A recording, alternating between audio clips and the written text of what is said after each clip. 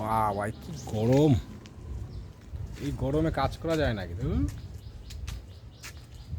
কাজ ফাজ ছেড়ে দিয়েছে তো, ভালো লাগে না। কি হবে কাজ করে? এই গরমে কাজ করা যায়?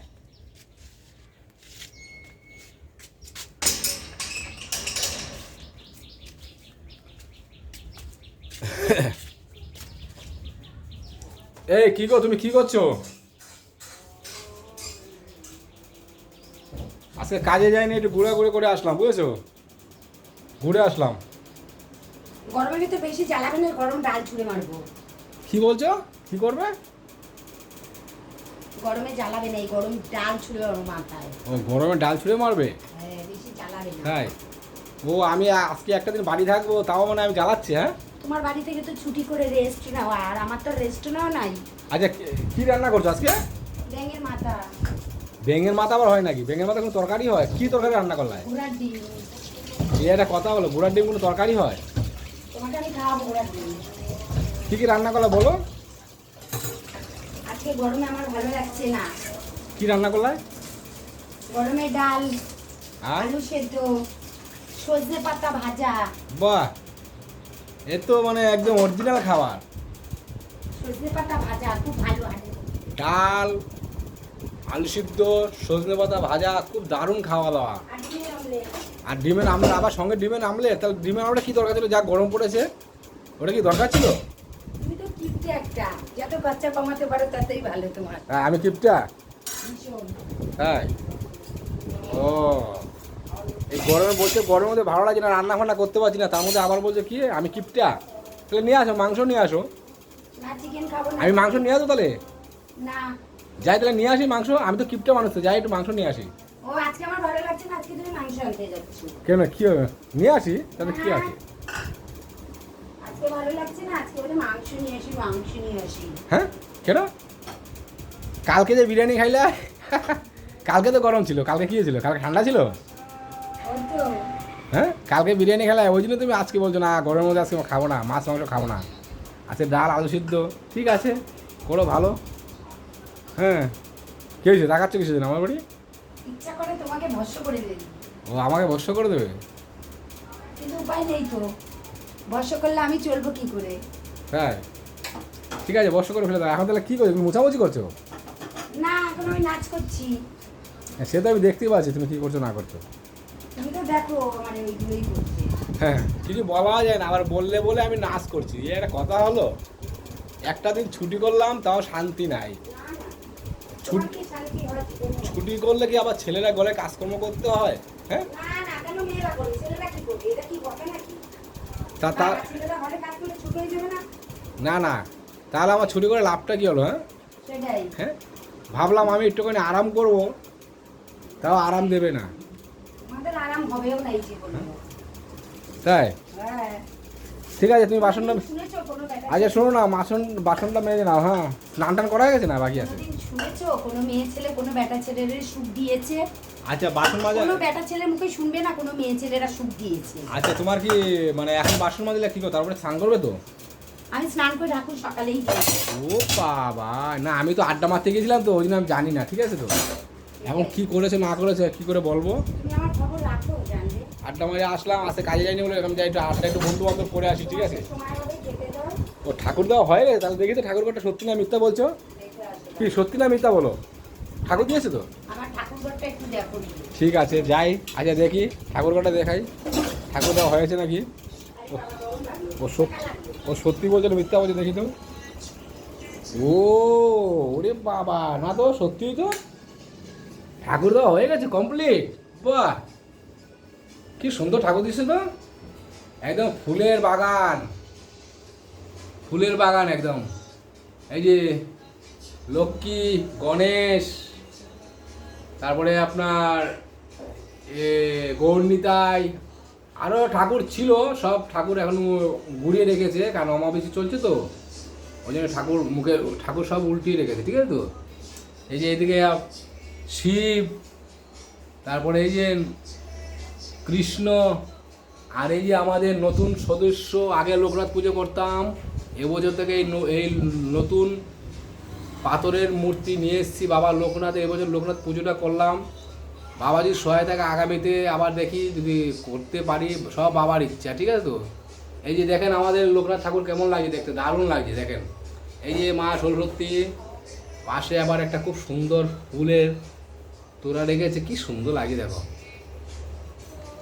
এই যে মোটামুটি সবার পুজো কমপ্লিট হয়ে গেছে, ঠিক আছে।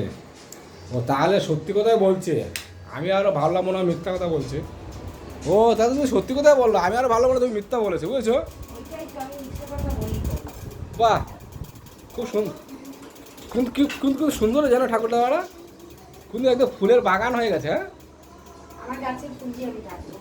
তাই কি ওই যে আমাদের পিছনে গাছগুলো ছিল না, ও ওই গাছের ফুল এত ফুল, তুমি তো দেখোই না, তুমি নাকি এত সংসারী বেটা ছিল। তাই তুমি কেন জানো, নিশ্চয়ই জানো না। এই তাহলে গাছের ফুল নাই জানো না।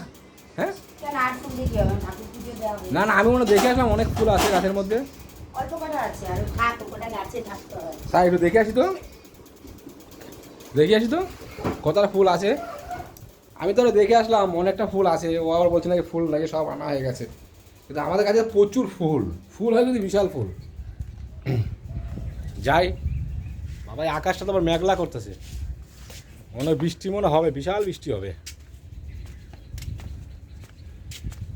ও আকাশ কি রোদ, কি ও, এই তো এই যে আমাদের ফুলের বাগান, এই যে আমাদের ফুলের বাগান,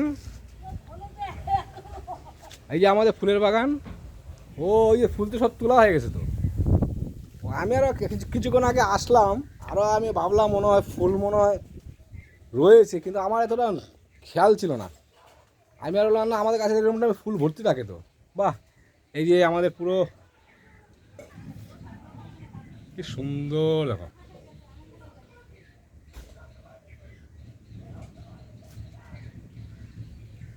ফুলের বাগান।